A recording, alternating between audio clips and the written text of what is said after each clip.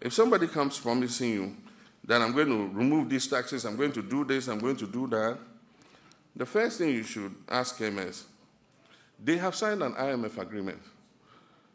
And the IMF agreement says that by 2028, they should increase the percentage of revenue to GDP to 24% by 2028. We came from a little below 15%. With all the taxes that this government has piled on, it has brought us to 17.7%. And it is based on an agreement they have signed with the IMF. So if somebody tells you, oh, when I come, I'm going to abolish this, I'm going to abolish this, and the person is in government now, ask him to go to the IMF and tell them that they're going to abolish that. Right now, our review is in danger because they also wanted to put VAT on electricity. And you know we opposed it. So this review is going to see where they can find that money, because that money would have brought in 1.8 billion. So by now, they'll be formulating another new tax that they can put on you. And so we must be careful with the promises some people are making. If they can do it, let them start implementing it now. Let's see. And don't say we should vote for you before you come and implement those tax reliefs. And so they have signed an agreement with the IMF to impose those taxes. And that's not all. We are 17.7%.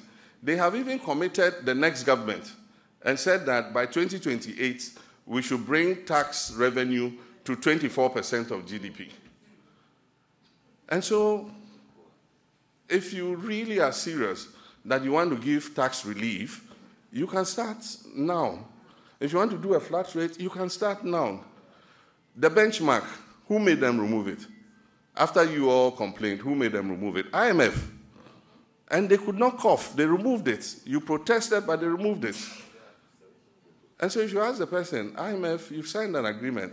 How come you are promising to remove the same revenues that you said you raised to 24%? How come you are promising to remove them only when you are elected? And when you are elected, the IMF agreement will still be there, because it's a 3-year agreement. It's going to run another 1.5 years after the new government comes into office. But we didn't sign the agreement with them, so we can talk about discussing some aspects of the agreement again.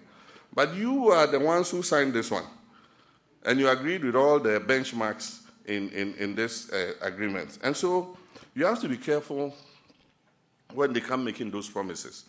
Our promise is that we're going to work with you to make your businesses better.